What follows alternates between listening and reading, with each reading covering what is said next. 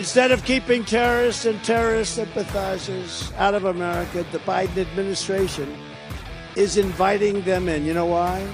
Because he's got a boss. Who's his boss? Barack Hussein Obama. Barack Hussein. Barack Hussein Obama. Remember the great Rush Limbaugh? Barack Hussein Obama. Here you go, Barack Hussein Obama. President Trump yesterday, last night, big crowd, bigger than Joe Biden's ever drawn, and he's being Donald Trump. It's it's part stand-up comedy, and it's all true. Happy Thursday to you, and welcome back. We remain at 888-630-9625. It is a mad world out there, isn't it? I've had more conversations in the last couple of days with people who are stressed out and distraught, flummoxed, frustrated with the state of the world. And it's not just the troglodytes of Hamas and the butchery in Israel. Last night, I had a nice conversation with a person who went to Harvard Law School, and he volunteered. He said, I can't believe, he said, talking about the madness in the Middle East and the savagery and the troglodytes and then the American administration and their haplessness and fecklessness. And then he said, the thing that has got me more disturbed than just about anything else is what's going on college campuses in the United States of America. And he talked about a well-informed person. He talked about how the left with their Hamas allies, or is it Hamas with their leftist allies, staging a day of rage across the United States of America on college campuses here in the United States of America. And the man I was talking to at Harvard, he said, well, I went to law school at Harvard, and I can't believe what's going on at Harvard with this pro-Hamas, anti-Israel stuff. The man is Catholic. His best girl is Jewish. And we were just talking about the state of the world, and he was expressing his frustration and talking about how stressed out he is. And yesterday, I shared with you discussions that I had with colleagues who are stressed out and just looking forlorn and looking, why so long in the mouth, what's wrong? And it's the state of the world. And I was in a conversation this morning, said I haven't seen our culture, our society this stressed out since September 11th. And I find that to be, it's people have been on edge for a lot of reasons for a long time now, for years perhaps. St. George Floyd and the sacking and looting and plundering of America by the left because one meth head, crackhead, dope smoking, repeated felon, that's George Floyd, died of a heart problem while he was being arrested for yet another felony. Oh, and he was murdered. And the police officer is in prison right now. And one of the coroners said if we had found George Floyd dead at home, we would have ruled it a fatal drug overdose. He had so much fentanyl and methamphetamine in his system when he died, and his heart couldn't take it. Yet another felony arrest. And the Democrats burned our country to the ground. And now looting is so normal that in Washington, D.C., you walk into stores and the shelves are all bare because the Democrats have looted and plundered the store to the point where they're going out of business. And the madness is everywhere. The rioting, the violence, the carjacking, the murder rates, Black Lives Matter Plaza in Washington, D.C. We've had more than 200 African Americans murdered so far this year in Washington, D.C. And, and of course we abort 40% of them in the womb, but Black Lives Matter, they tell us. And I've just it's not really affecting me as much as it is a lot of other people. I grew up in the news business and the world of horrors, and have been, ingesting this stuff every day since I was a child for a variety of reasons. And the stress level out there is pretty extraordinary right now. Been building up and building up. I've commented on this before, walking around Washington, D.C., driving around Washington, D.C., you see people's faces are grim. There's people walking by themselves on the sidewalk. They don't look up when you walk by them on a block with nobody else on the block there. I mean, it's a long history in Washington, D.C. of people not smiling and not saying hello to people. It's not the friendliest city in the world. But now I think, people are down in a big way. It's been a slow grind, a slow build on all of this.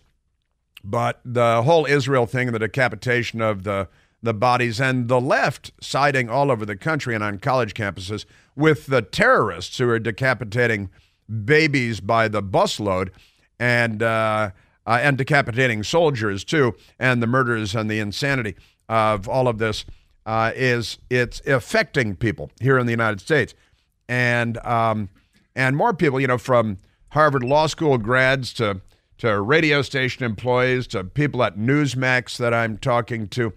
There is a lot of, and I don't want to call it depression, but people are down and frustrated and angry, and especially if you're paying attention. That's one of the issues is a lot of people, particularly Democrats, don't pay attention and haven't been for a long, long time.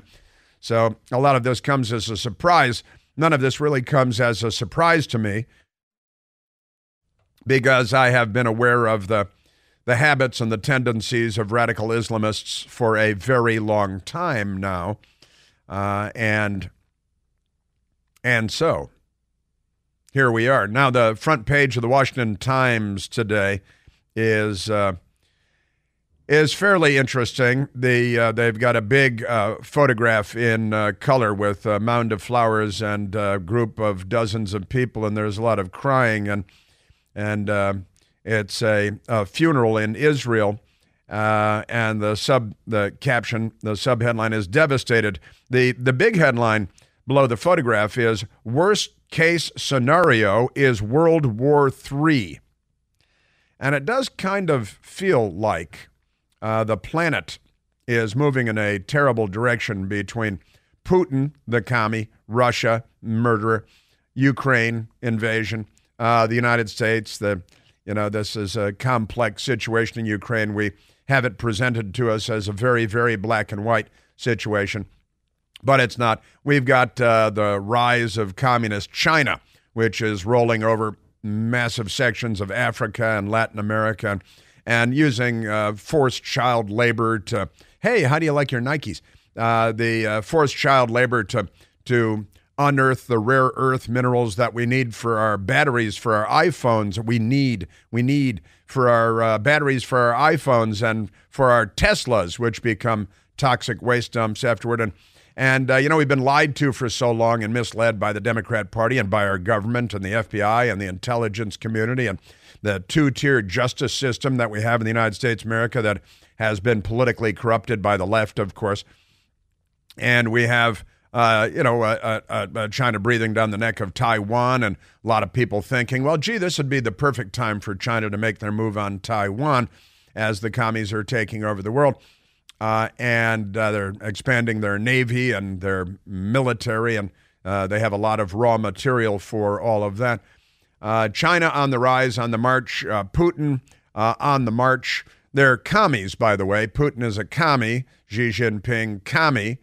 Kim Jong-un, commie. And then the Islamists in Iran that are fueling the fires in Lebanon and in the Gaza with money freed up and given to them by Barack Obama and Joe Biden. Whose side are we on anyway? Well, we, very often, meaning the Democrat Party, are not on our side. And now the headline, which is not an inappropriate or hysterical headline in the Washington Times, worst case scenario is World War III. Israel's battle against Hamas at risk of triggering great power clash. And they would certainly love that. The left is the most destructive force in the history of the world, and the most murderous force in the history of the world. And the Islamists are competing for that mantle. And the left is very much alive and well here in the United States. We call it the Democratic Party. They're not liberals. They're the left. Completely different ball of wax. I am telling you. Distraction in Middle East takes Western focus off Taiwan security is another front page story, because that would be the balloon going up in Asia. We've got the balloon going up in the Middle East. And one of the founding fathers, one of the founding ghouls of Hamas, is calling for a global day of jihad tomorrow. Today in the United States, the left, with their Hamas-loving allies, are calling for a day of resistance today, and a day of rage, because they're rallying against what they call the Zionist enemy. Now, I'm a Zionist. The Zionists believe that the Jews deserve a Jewish state, and that Israel is obviously that place. Let's go to Moses. Let's go to Jesus Christ. Let's go to the history of the world, which the left erases at every turn. Now, the National Day of Resistance, the Day of Rage, which is today on college campuses against the, quote, Zionist enemy, end quote, is being planned for Thursday on campuses across America. Organizers say anti-Jewish protests at colleges, tolerated by administrators, emerge from the shadows and grow bolder as war engulfs Gaza.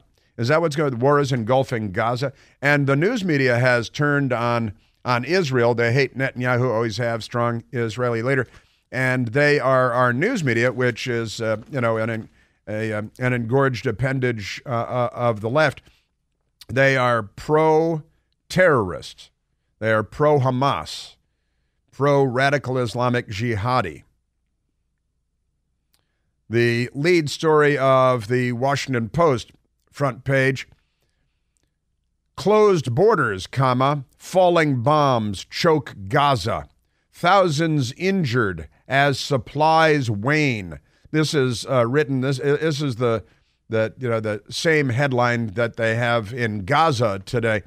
It is an entirely sympathetic newspaper to the cause of Hamas, and not of the innocent victims of this ghoulish and grisly attack on civilian population.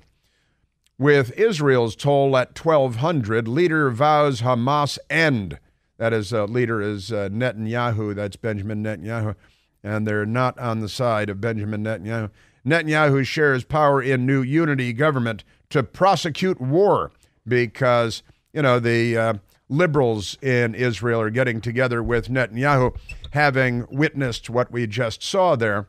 It's an extraordinary time. Now, I've got audio that I'm going to share with you of a father of an 8-year-old girl in Israel, and it practically made Michael Piercy cry as the father of an 8-year-old. And wait till you hear this. And, and the news media is not, they're not, I don't know if you noticed this, they're not in there for a day or so, they were in there telling the story, but they've stopped telling the story, and they've fallen in line with the left, which is pro-Hamas, and the day of resistance, the day of rage against the Zionist enemy on college campuses across the country. This is fertile ground for the anti-Semitic left. I'll get into that with you as well. President Biden's plan to inflict the digital dollar on all of us is already in progress, and it's very important to understand the potential consequences of this scheme, because notwithstanding what they're telling us, this is not in your best interest or mine. Time is of the essence, so getting smart on this subject now is a great idea if you want to protect your savings and your retirement. You can help protect your savings from the risks of Joe Biden's digital dollar scheme by diversifying your money with IRAs in gold and silver. Real gold and silver, precious metals in your IRAs. Call the experts to get started at American Alternative Assets. Call them at 888-4GOLD20. 888-446-5320. They'll give you all the guidance you need on safeguarding your retirement savings. Say no to Joe Biden's digital dollar. Call 888-4GOLD20. Individual results may vary. There is no guarantee that past performance of gold and silver will be indicative of future results. Seek your own legal, tax, investment, and financial advice before opening an account. Bow, bow, bow. Yeah, college campuses, the day of resistance, the day of rage. They're pro-terrorists, and they're genocidally anti-Semitic, and they're mainstream American college kids. That's coming up.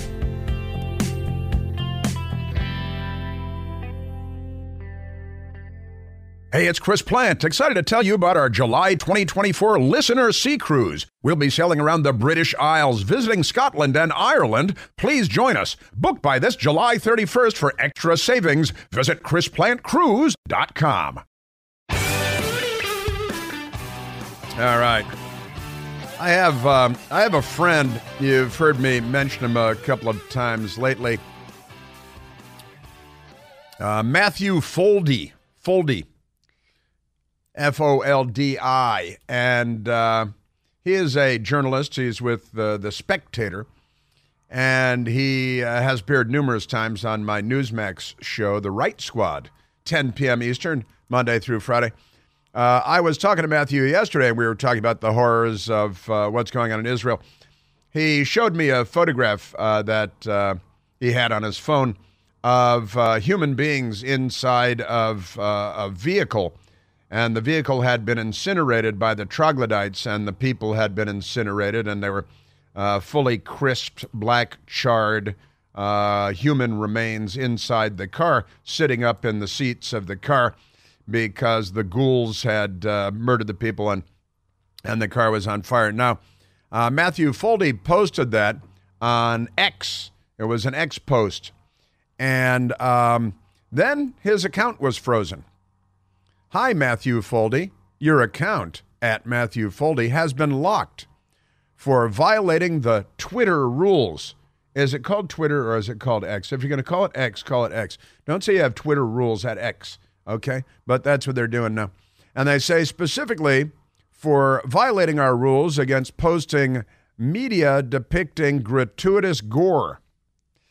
So they're sanitizing what's coming out of the Middle East. If you can find the pictures of the kibbutz where the babies were all murdered, 40 babies, there was like a daycare place, and they murdered 40 babies, decapitating some number of the 40 babies. And you can't find the photographic or video evidence of that, and the news media has no interest in showing it, of course. But now Matthew Foldi's account has been frozen, for showing the truth.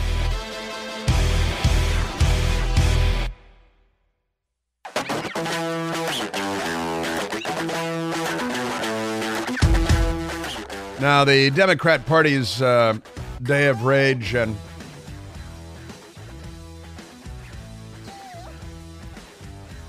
college campuses.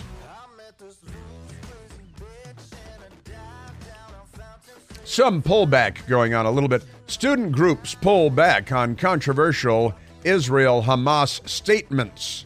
The statements. College students in the U.S. are facing strong pushback after organizations at multiple schools released statements on the Hamas conflict, not the Hamas massacre, the conflict, that appeared to defend the loss of life in Israel. This is The Hill typing this story on behalf of the Democrat Party on the left. One of the most controversial statements came from Harvard, where a group of more than 30 student-led groups signed a letter saying that Israel was, quote, entirely responsible for the unfolding violence, end quote, happening in the region. It's not the region, it's in Israel, which has seen at least hundreds killed on both sides after Hamas's original attack on Saturday. On both sides, take the other side and shove it, but that's just me. The statement led by Harvard undergraduate Palestinian Solidarity Committee. They're in solidarity with Palestine because they don't want women to have rights, and They want gay people to be hanged from cranes because the left is criminally insane and violently criminally insane, of course. They've since removed the names of the signing groups for safety reasons. Yeah, because it's your safety that's at threat here. That's the real problem. Netanyahu's going to drop a bomb on you in Cambridge, Mass. While at least 5 of the organizations that originally signed the letter have withdrawn their support. Amnesty International at Harvard, Harvard College Act on a Dream. That's the name of an organization. Harvard College Act on a Dream. Oh, shut up. And the Harvard Undergraduate Nepali Student Association. They're from Nepal and they want to kill Jews. The Harvard Islamic Society. Well, that one I understand because, that's the thing. And the Harvard Undergraduate Gungru, have pulled back their original endorsement of the letter. One of them said they actually hadn't read it. They signed on to it and they said they hadn't read it. That's good. It's just embarrassing for all of you. But here's you're genocidal racists. You're genocidal anti-Semites, and you should be labeled as genocidal anti-Semites in perpetuity. And again, a group on Wall Street has come out and said, we want the names of the people that signed on to these so we can make sure to not hire them on Wall Street. And that is when a lot of them started panicking and changing genders or whatever it is they do when they panic. Just amazing. And they come up with new statements. Well, terrorism is never justified. Really? Then what do you think you're endorsing, you morons? Honestly. But they've got the Day of Rage, for social justice in Palestine. The University of Virginia Students for Justice in Palestine. That means kill the Jews. All right, that's what that means. Justice in Palestine. Kill all the Jews. C-I-L-L, kill the Jews. That's their thing. They drew sharp criticism for its statement that the violent attacks on Israel was a step toward a free Palestine. All right, this is college campuses in America. The Day of Resistance, Thursday, with its national organization, said the historic win for the Palestinian resistance. That's how they described it.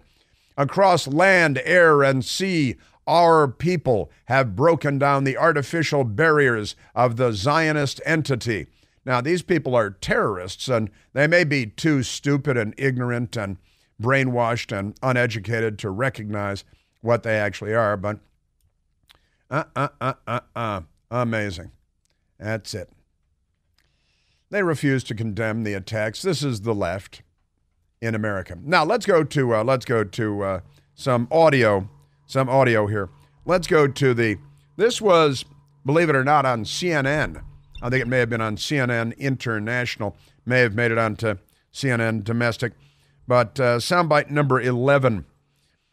An Israeli father by the name of Thomas Hand, had an 8-year-old daughter. She was murdered by the savages as part of an attack on a kibbutz in southern Israel, where more than 100 people were murdered, were butchered, were savagely slaughtered. And Thomas Hand was being interviewed by a reporter at CNN, and he told her of how this unfolded for him with his 8-year-old daughter being murdered by the savages. This is Thomas Hand. They just said, "We found Emily.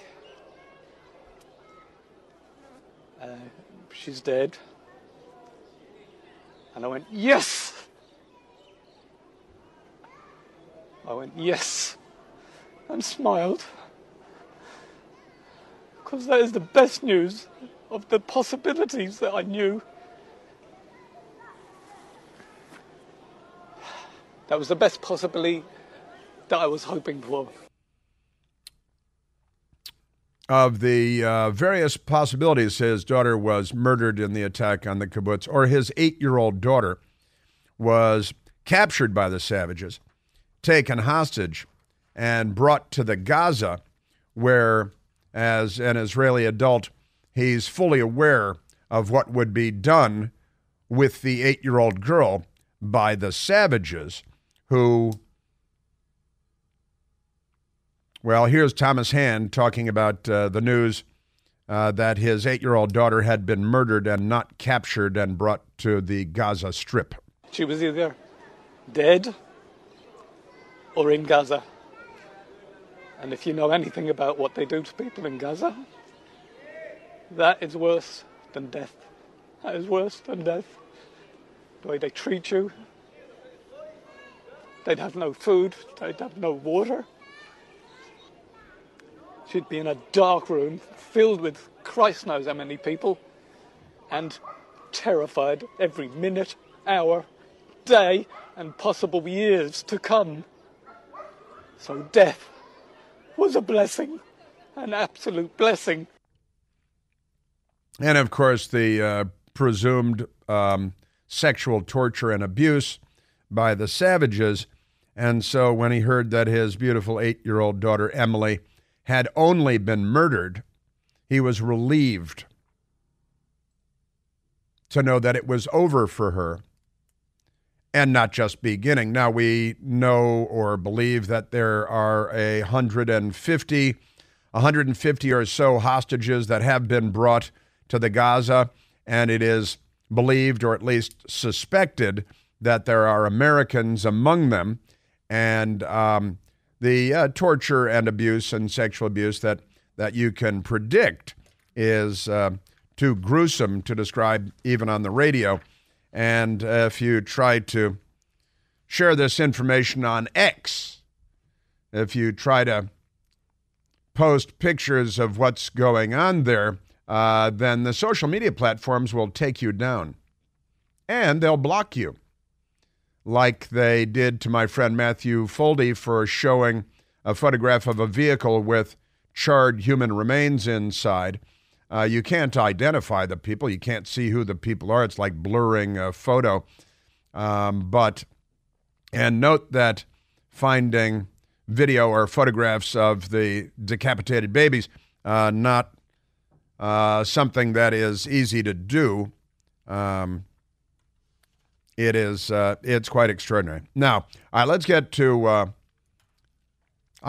we need to keep our ear to the ground for the day of rage and the day of resistance on college campuses, because the left has so indoctrinated and brainwashed so many people on college campuses that they've turned into hotbeds of pro-terrorist and anti-Semitic, genocidally anti-Semitic lunacy.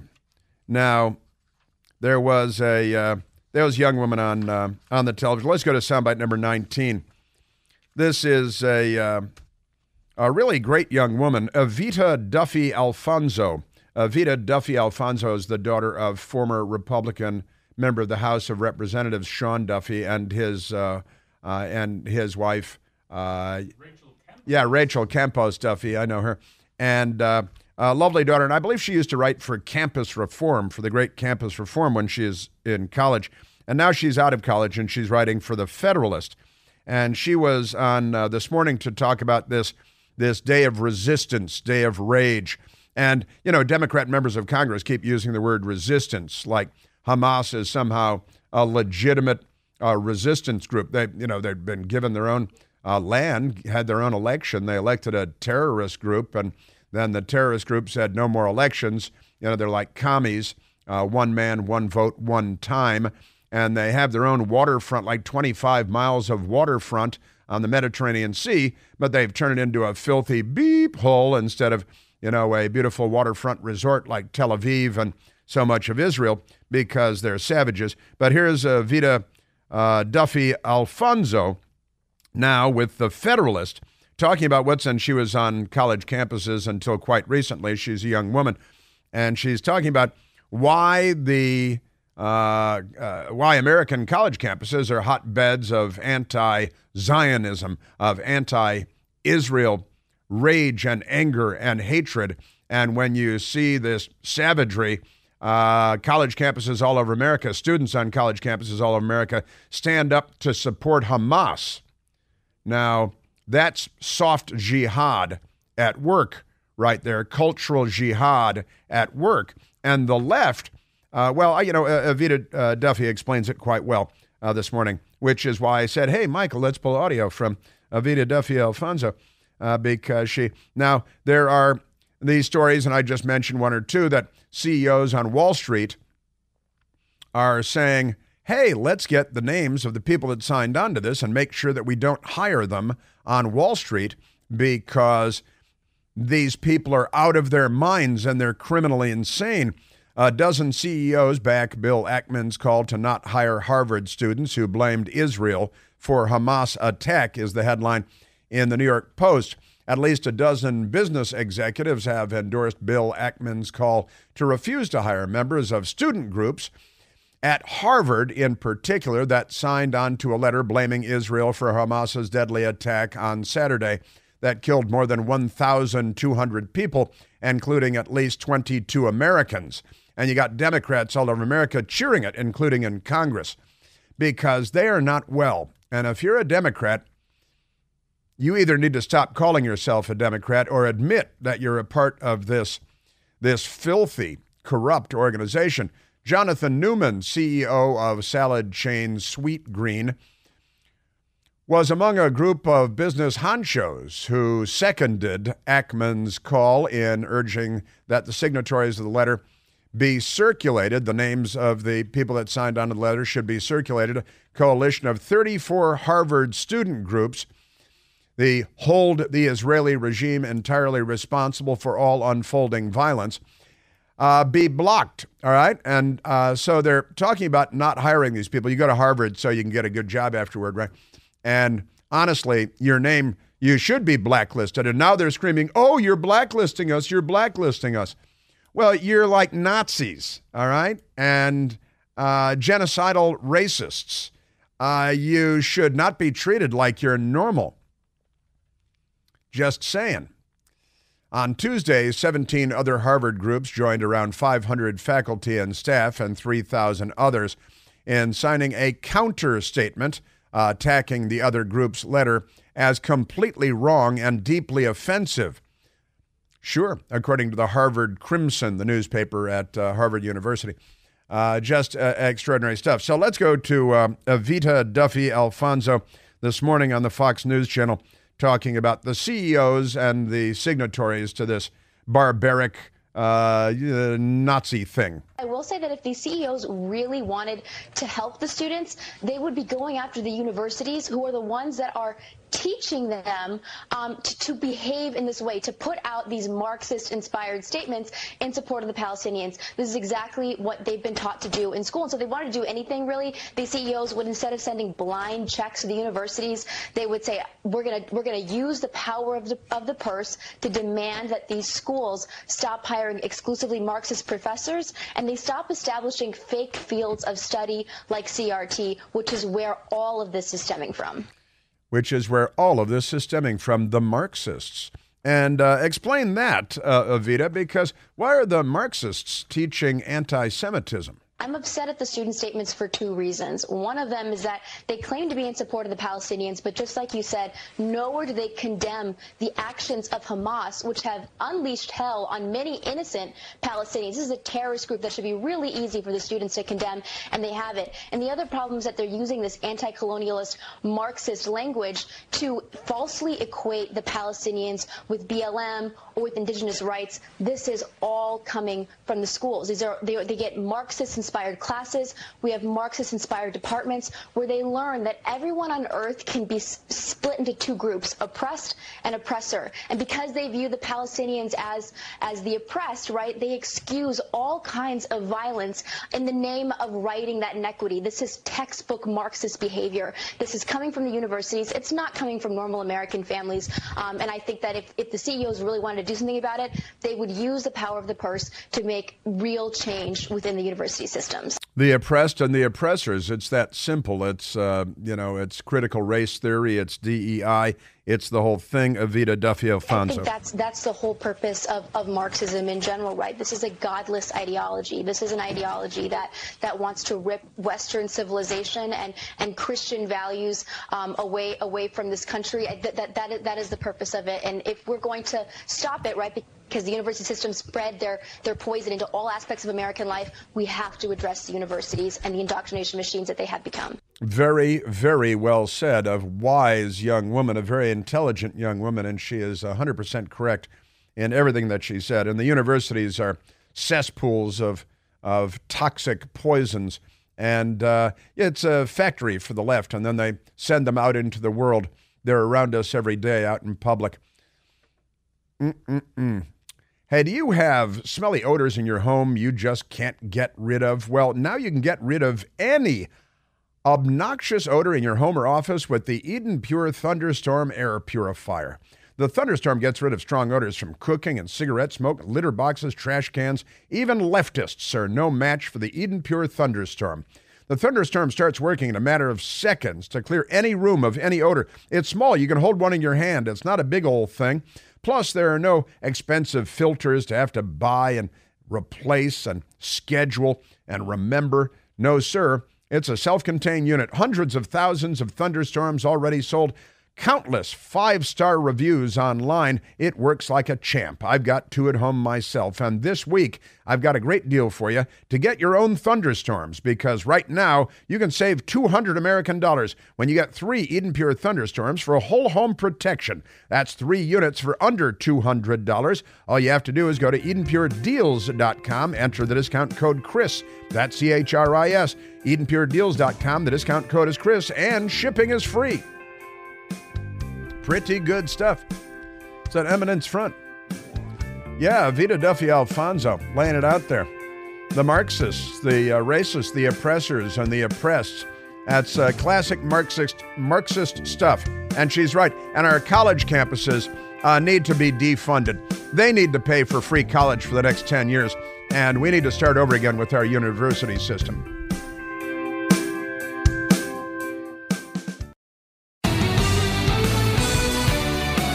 The Democrat Party is very upset that the National Hockey League is banning rainbow tape on hockey sticks. You know, political statements having to do with sexuality and LGBTQ. It's hockey, all right? It's hockey.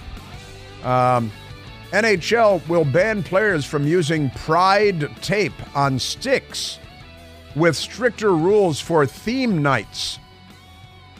And NHL's Pride Night tape ban is a serious setback, says Brian Burke, a longtime NHL executive. He's a very silly man.